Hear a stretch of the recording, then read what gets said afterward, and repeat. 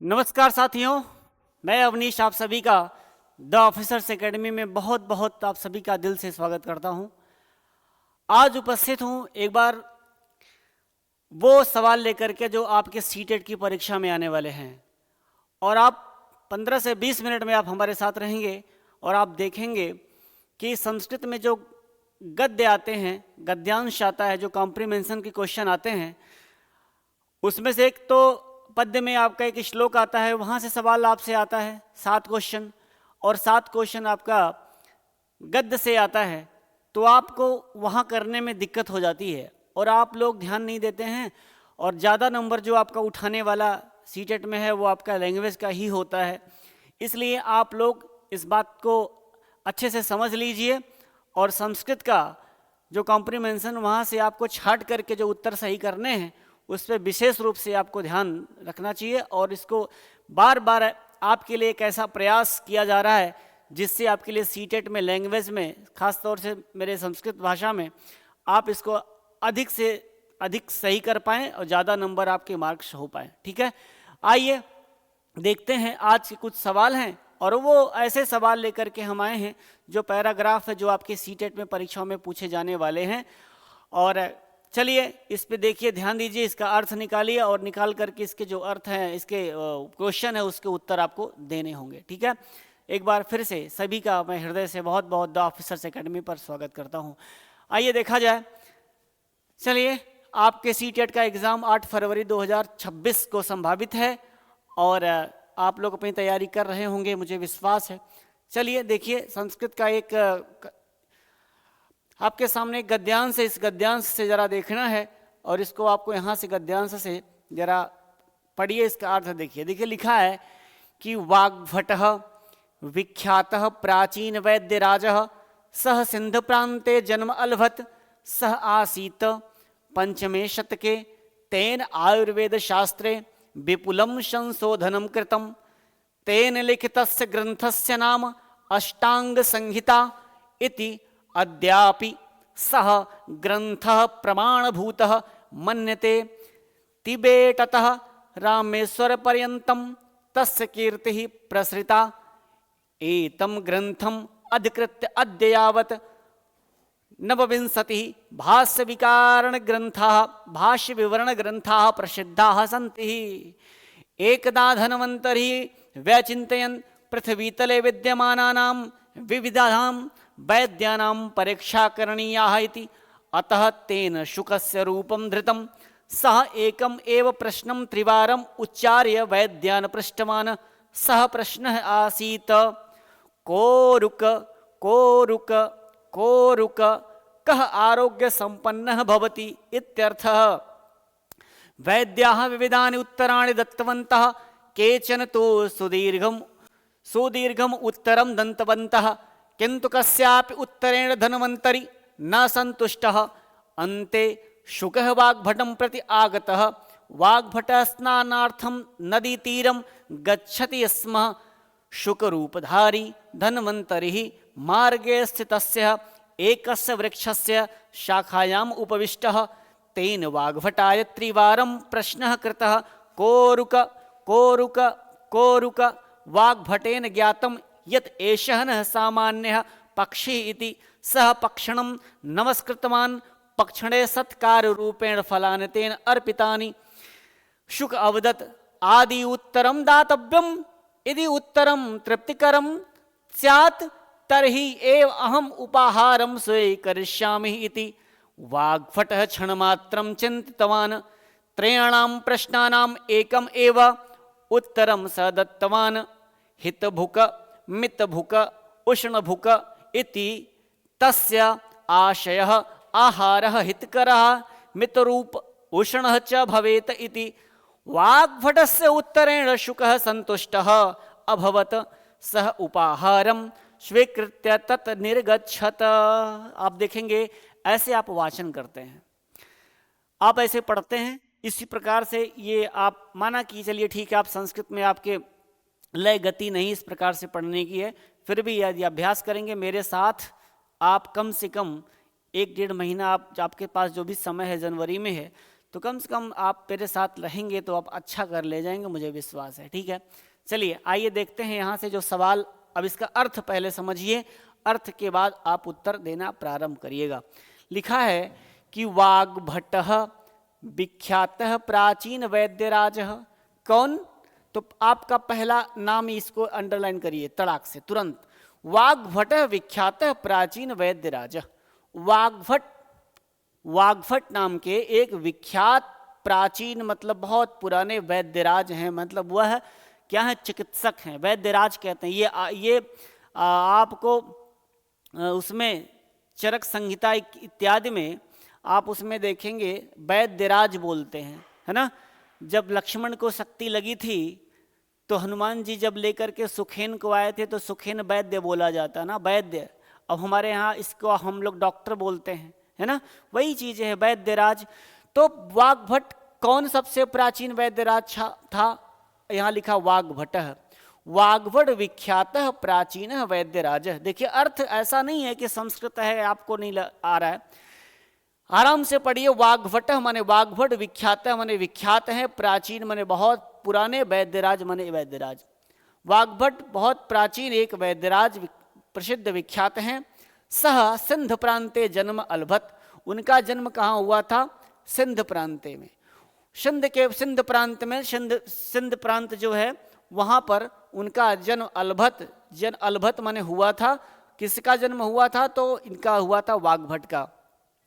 सह आसीत पंचमे शतके। सह आसीत माने सह माने वह कौन? वाग्भट। आसीत मतलब थे, पंचमे माने पांचवी, शतके माने शताब्दी। वह पांचवी शताब्दी के थे, मतलब इनका समय जब ये पैदा हुए थे तब इनका समय क्या रहा होगा? पंचमी शताब्दी, पंचमे शतके, है ना, पंचमे शतके। सह आसीत पंचमे शतके। वह उनका जन्म पांचवी शताब्दी में हुआ था। तेन आयुर्वेद शास्त्रे विपुलम संशोधनम कृतम। तेन मतलब वाग्भट्टेन। तेन कौन? भागवत। तेन भागवट्टेन आयुर्वेद शास्त्रे, आयुर्वेद शास्त्र में ना, जैसे दर्शन शास्त्र होता है वैसी तरह से आयुर्वेद शास्त्र होता है। तेन आयुर्वेद शास्त्रे, उन्होंने आयुर्वेद शास्त्र में विपुलम माने बहुत अधिक, संशोधनम कृतम, उन्होंने बहुत ज़्यादा शोध किया था। किस पे किया था? आयुर्वेद शास्त्र पे। आयुर्वेद शास्त्र का बहुत अधिक मात्रा में, विपुल माने बहुत ज़्यादा, अधिक मात्रा में शोध किसने किया था? वाग्भट किया था। क्लियर हो गया? नीचे देखिए, एक एक बात आप समझिए जहाँ से सवाल वो पूछता है, कैसे पूछता है देखने का प्रयास करना। तेन लिखितम ग्रंथस्य नाम अष्टांग संहिता।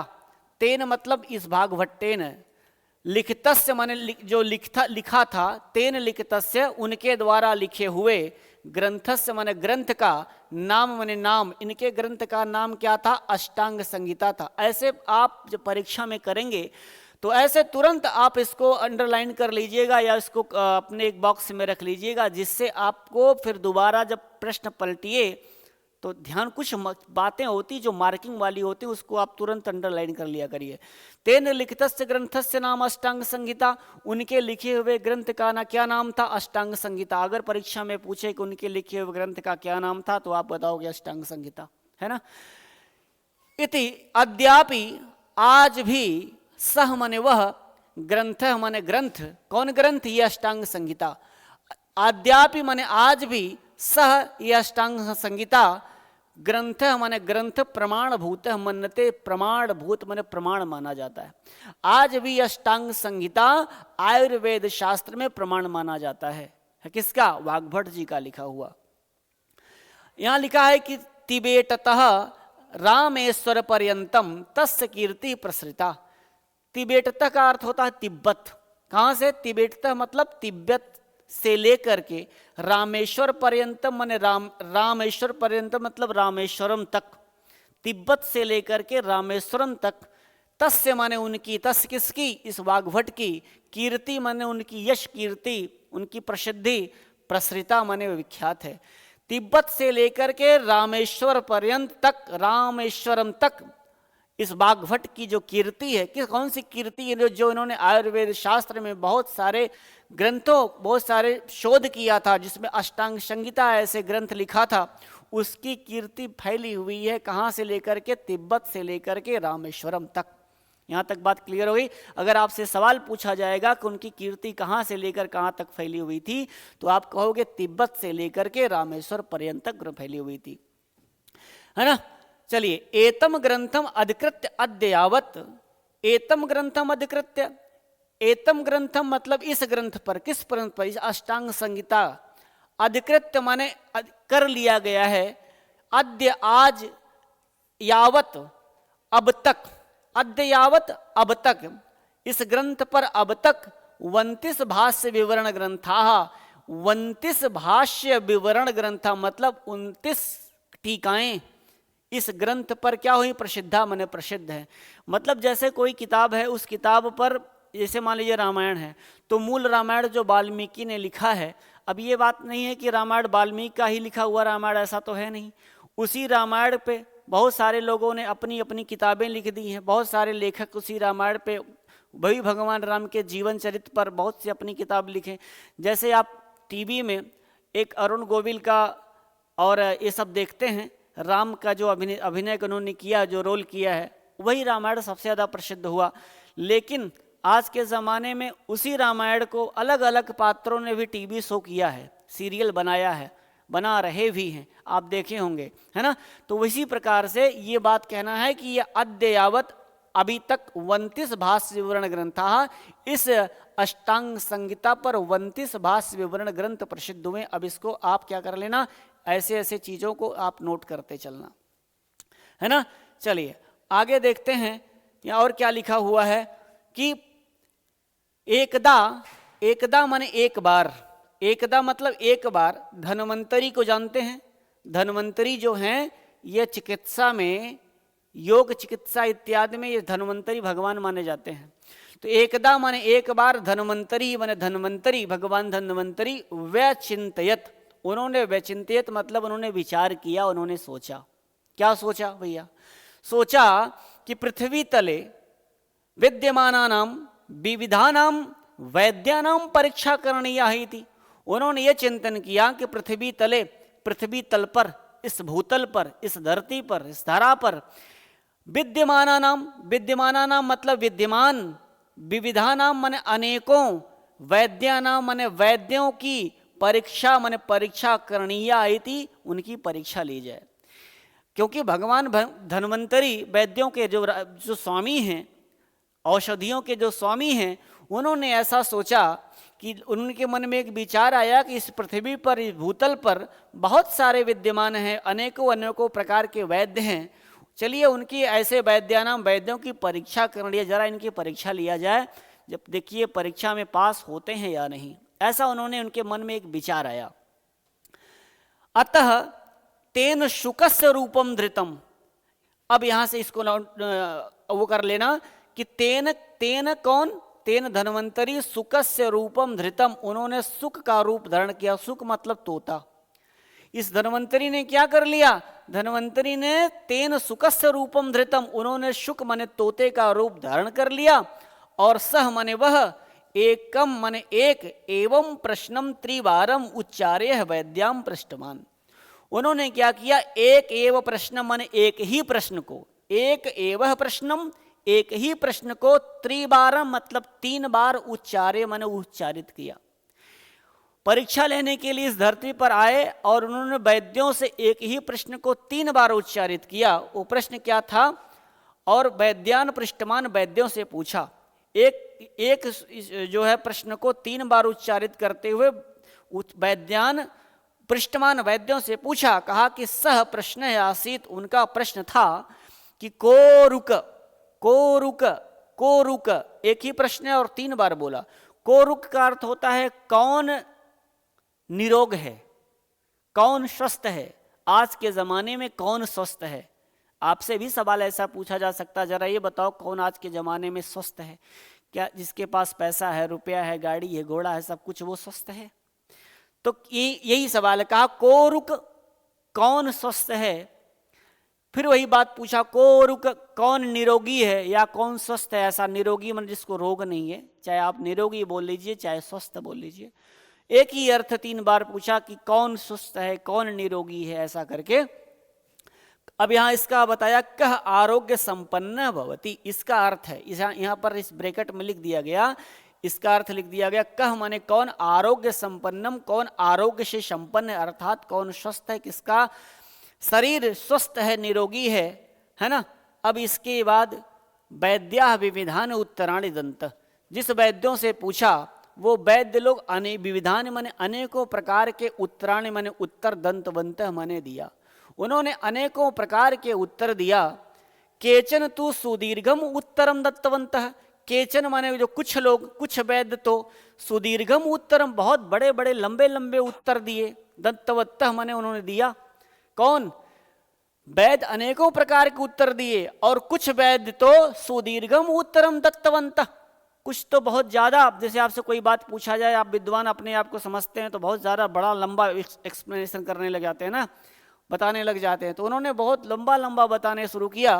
किंतु कस्यापि उत्तरे धन्वंतरी न संतुष्ट, किंतु माने कस्यापि माने किसी के भी उत्तरेण माने उत्तर से धन्वंतरी न संतुष्ट, वह प्रसन्न नहीं हुए, है ना। मतलब उनको जो उन्होंने पूछा था प्रश्न को रुक, तो उसका उत्तर कोई दे नहीं पाया, मतलब दिए तो लोग लेकिन उनको संतुष्ट नहीं कर पाए, है ना।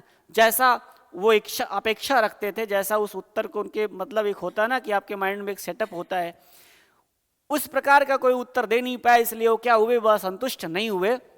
अब बताया अंत में शुक वाग्भटम प्रति आगत, अंतिम अंत में वो जो सुक है, सुक माने जो तोता है, कौन तोता कौन है, धन्वंतरी ही है, वो वाग्भटम प्रति आगत, वह वाग्भट के पास आए, वाग्भट के पास आए। वाग्भट स्नानार्थम नदी तीरम गच्छति स्म, वाग्भट स्नानार्थम माने स्नान के लिए नदी तीरम नदी के तट पर गच्छति स्म माने जा रहे थे, वाग्भट स्नान के लिए नदी के तीर पर तट पर जा रहे थे। ओ शुक रूपधारी धन्वंतरी, तोते का रूप धारण करने वाले भगवान धन्वंतरी, मार्गे माने मार्ग में, स्थित माने स्थित, एकस्य माने एक, वृक्षस्य माने वृक्ष के, शाखायाम माने उसकी डाल पर, उपविष्ट माने बैठ गए। वो क्या किया उन्होंने, सुख रूपधारी भगवान धन्वंतरी ने मार्ग में एक जो है वृक्ष की शाखा पर बैठ गए। तेन वाग्भट्टाय त्रिवारम प्रश्नम, उन्होंने बाघभट्ट से 3 बार प्रश्न को कृत मन किया, कहा को रुक, जो सवाल उन्होंने वहां किया था अन्य वैद्यों से, वही सवाल ये यहाँ पर इन वैद्यों से इनसे बाघभट्ट से किए कि को रुक माने कौन निरोगी है, कौन स्वस्थ है, कौन स्वस्थ है, कौन स्वस्थ है, ऐसा। वाग्भटेन ज्ञातम, वाग्भट्ट को ज्ञात हो गया, जान गए, यत मन की एषः न सामान्य पक्षी, यह कोई सामान्य पक्षी नहीं है ना। ऐसा सवाल करने वाला तोता, आजकल तोता बोलता है, सिखाया जाता है, रटाया जाता है तो बोलने लग जाता है, लेकिन ऐसा सवाल किया तो वाग्भट भी तो बहुत विद्वान थे, वो जान गए कि यह न सामान्य पक्षी इति, ऐसा कोई सामान्य पक्षी नहीं है। सह पक्षिणम नमस्कृतमान, उन्होंने पक्षी को नमस्कार किया, प्रणाम किया। पक्षिणे सत्कार रूपेण फलान तेन अर्पितानी, पक्षिणे माने पक्षी को सत्कार रूपेण माने सत्कार रूप से अच्छी प्रकार से सम्मान के साथ, फलानी तेन अर्पितवान, उसको फल को क्या किया, अर्पित किया, फल को दिया। इसके बाद कहानी देखो, शुकः अवदत्, तब तोता बोला, धन्वंतरी बोले आदि उत्तरम दातव्यम, आदि माने पहले, उत्तरम माने उत्तर, दातव्यम माने देना चाहिए, आपको पहले उत्तर देना चाहिए, जो मैंने पूछा हूं वो उस सवाल का पहले आपको उत्तर देना चाहिए। यदि उत्तरम तृप्तिकरम, यदि उत्तर से आप हमको तृप्त कर देते हैं, हमको संतुष्ट कर देते हैं, स्यात् संतुष्ट कर दे, तरही माने तब, एव तब ही, अहम माने मैं, उपाहारम माने आपके इस उपहार को, स्वीकरिष्यामि मैं स्वीकार करूंगा। अगर आप मेरे उत्तर को, मेरे प्रश्न को उत्तर दे देंगे, मुझे संतुष्ट कर देंगे, तब मैं आपके इस फल को, आपके जो आप मेरे साथ आप कुछ देना चाहते हैं, उसको तभी स्वीकार करूंगा, इति माने ऐसा उन्होंने कहा। वाग्भट माने वाग्भट क्षण मात्र चिंतितवान, वो क्षण मात्र माने कुछ ही समय में चिंतितवान, उन्होंने विचार किया, और विचार करके त्रयाणाम प्रश्नानाम, तीनों प्रश्नों का एकम एव उत्तरम सह दत्तवान, उन्होंने तीनों प्रश्नों का एक ही उत्तर दिया। जिस प्रकार से उन्होंने एक ही प्रश्न को 3 बार पूछा, को रुक। उसी प्रकार से वाग्भट्ट ने उनके प्रश्न को एक ही उत्तर में जवाब दे दिया, इसीलिए लिखा त्रयाणाम प्रश्नानाम एकम एव उत्तरम सदत्तमान। तीनों प्रश्नों का एक ही उत्तर दत्तमान दिया। कहा क्या उत्तर क्या हुआ? कहा हित भुक, मित भुक, उष्ण भुक इति, ऐसा कहा। हित भुक का मतलब क्या होता है? जो भुक माने होता है खाना, भुज धातु है, भक्षण करने अर्थ में होते, जो आप किसी चीज को खाते हो उसमें भुक धातु है, भुक क्रिया है ना। तो कहा कि हित भुक मतलब ऐसा खाना खाना चाहिए जो आपके लिए हितकारी हो, आपके लिए स्वास्थ्यवर्धक हो। बर्गर, पिज्जा, चाउमीन जा करके ठेला पे पै के समोसा नहीं डाल लेना चाहिए। रोज बर्गर पिज्जा खा करके लोगों के शरीर देख रहे हो कैसे बन रही है, ना तो देखने लायक है, ना तो कुछ अजीबो गरीब बेढंग टाइप के ढोल जैसी शरीर हो जा रही। तो कहा कि हित भुक माने वही चीज खाना चाहिए जो आपके लिए हितकर हो। दूसरी बात कहा मित भुक, मित भुक मतलब थोड़ा खाओ, अल्प मात्रा में भोजन करो, चाप के ना खा लो कि पेट भर जाए, पेट फटने लग जाए। कहीं गए बारात में, देखे कि अरे सब सारा आइटम मिला है, लगातार खाना शुरू किए, इतना खाए घर पे आकर के बीमार हुए। तो पहली बात तो हित भुक, ऐसा भोजन करो जा करके जो आपके हितकारी हो, आपके स्वास्थ्य के लिए लाभदायक हो। दूसरी बात मित भुक, कम खाओ, उतना खाओ जितना आपका लीवर डाइजेस्ट कर ले जाए। और तीसरा कहा उष्ण भुक, उष्ण माने होता है गर्म और भुक माने खाना। तो मित माने होता है कम, उष्ण भुक माने गर्म भोजन खाओ। जब ताजा ताजा भोजन बने उसी भोजन को आप भक्षण करो, खाओ। ऐसा नहीं है कि आप आसी बासी जो भी कुछ मिल गया वो भी डाल लिए, तो फिर आपके लिए दिक्कत खड़ी हो जाएगी। हित भुक हितकारी भोजन करिए स्वास्थ्य के लिए, और मित भुक कम खाइए, अल्प भोजन करिए, अल्पाहार रहिए। और उष्ण भुक थोड़ा सा गर्म ताजा ताजा भोजन आप खाइए। इति तस्य आशय, उनका आशय था, उनका मतलब था इस तीनों का, यहीं पे बताया गया कि आहार हितकारः, आहार जो है आपका जो भोजन है वो हितकारी होना चाहिए, मित रूपः और अल्प होना चाहिए, उष्णम च भवेत और गर्म होना चाहिए। यहाँ से अभी परीक्षा में आपसे सवाल अगर पूछा जाएगा तो आपको उत्तर देना चाहिए कि इसका अर्थ क्या होगा। उष्णम च भवेत और गर्म होना चाहिए। अब वाग्भटस्य उत्तरेण, वाग्भट के उत्तर को शुकः माने सुन करके संतुष्ट अभवत, संतुष्ट हो गया। सह उपाहारम स्वीकृत्य, उसने उपहार को स्वीकार करके ततः निर्गच्छत, वहां से चला गया। बात समझ में आ गई? आइए यहां से सवाल देखते हैं, प्रश्न देखते हैं कौन सा प्रश्न आपसे पूछा जा रहा है। सीटेट 2026 का टारगेट बैच है, 3 दिसंबर से क्लास आपको फ्री में मिल रही है। CTET 2026 paper first, CTET 2026 paper 2 और सीटेट 2026 पेपर फर्स्ट और सेकंड आपका ये बताया गया 999 999 और 1499 रुपये में आपका दोनों पेपर प्रोवाइड किए जाएंगे। बाकी आप 999 अलग अलग आपको जिसको जो आपको देना है वो पेपर आप उसको परचेज कर सकते हैं, ले सकते हैं। टारगेट बैच आपका ये, ध्यान रखिए इस बात का। चलिए आगे देखते हैं। लिखा है, पहला सवाल है कि अष्टांग संहिता ग्रंथ आधारेण कति भाष्य विवरण ग्रंथा प्रसिद्धा। अब देखिए सवाल बना कि अष्टांग संहिता के ग्रंथ पर आधारित कितने भाष्य विवरण लिखे गए हैं। अभी आपको बताया तो ऑप्शन था 90। 90 का अर्थ क्या होता है? 90 माने 90, नवविंशति माने 29 और एकोनविंशति माने 19। नव मतलब 9, कितनी टीकाएं लिखी हुई हैं? तो आप बताओ। अभी आपसे ये सवाल पूछा गया था, आपको बताया था, तो 29 टीकाएं अब तक लिखी जा रही, इसलिए आपका उत्तर क्या होगा? बीज राइट हो जाएगा। इसी तरह से सीटेट की परीक्षा में संस्कृत से सवाल पूछता है। ऐसे सवाल को आप ध्यान पूर्वक देखिए और इसको आराम से कर ले जाइए। चलिए अगला सवाल देखिए। लिखा है, वैद्यानाम परीक्षा कर्तुम धन्वंतरिणा कस्य रूपम धृतम। वैद्य को परीक्षा कर्तुम माने करने के लिए धन्वंतरी ने किसका रूप धारण किया था? मनुष्य का, सुख का, शून्य का, कीट का। तो आपको बताया गया था कि धन्वंतरी ने शुक तोते का रूप धारण किया था, इसलिए आपका क्या ऑप्शन होगा? बी इज राइट आंसर हो जाएगा। बिल्कुल बी ऑप्शन आपका सही हो जाएगा। क्लियर हो गया? बहुत आसान है। सीटेट वालों को इतना आसान होता, बस वो अर्थ कर ले जाएं और उत्तर तो उसी में लिखा पड़ा है यार, आपको अलग से पढ़ना थोड़ी है। वहीं पढ़िए, वहीं से उत्तर दे लीजिए। 7 क्वेश्चन पक्के आपके। चलिए बस मेरे साथ समझिए इस बात को। को रुक इति अत्र संधि विक्षेपः कदम। अब पूछा है को रुक में कौन सी संधि है। यह सवाल आपके लिए कठिन हो सकता है, लेकिन देखिएगा अगर एक आप उदाहरण जान गए, संधि पढ़े हैं, तो इसको भी कर ले जाएंगे। कह धन अरुक, को रुक, को अरुक, कह रुक, इसके बीच में आप प्लस लगा सकते हैं, है ना। चलिए आप प्लस इसके बीच में आप लगा सकते हैं, को रुक करके तो मैं आपको बता दूं इसका राइट आंसर क्या होगा, ये उत्तर हो जाएगा। इसका अगर आप संधि विच्छेद करते हैं तो कह धन अरुक लिखा हुआ है। अब इसी के ये जो विसर्ग है, इसी विसर्ग, यह विसर्ग परिवर्तित होता है। विसर्ग को विसर्जनीय सह से स आदेश होगा, स को फिर सजुसो रू से स को रू आदेश होगा, र को उ आदेश होगा। इतना मान के चलना, फाइनली ये आ जाएगा, इस विसर्ग के स्थान पर आ जाएगा र उतरेगा, और जब र उतरेगा तो इधर हो जाएगा अरुक। बात समझ में आई। अब ये र को जब उ आदेश होगा फिर परिवर्तित हो जाएगा, ये आपका र का बन जाएगा उ। अब इधर यही उतार लेंगे तो का में अ है, आगे उ है, अ उ मिलकर के बन गया को, गुण संधि हो गई, और प्लस अरुक, तब एंग पदांता दति सूत्र आएगा, वह पर रूप संधि कर लेगा। यही अ जो है आपका अवग्रह बन जाएगा, आपका हो जाएगा को अरुक, ऐसा बन जाएगा। ये पर रूप संधि है। कौन सी? ये आपकी पूर्व रूप संधि है, सॉरी पूर्व रूप संधि है।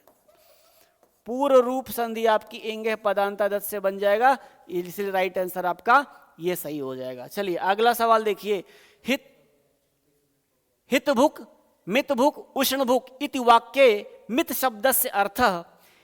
हित भुक मित भुक और उष्ण भुक इस वाक्य में मित शब्द का अर्थ क्या है? मित का पूछ रहा है, हितकारी, कम और गरम। तो मित का उत्तर क्या दिया है? सी ऑप्शन आपका राइट हो जाएगा, सी इज राइट आंसर हो जाएगा। बात समझ में आई। चलिए, वैद्य परीक्षायाम कह उत्तीर्ण अभवत।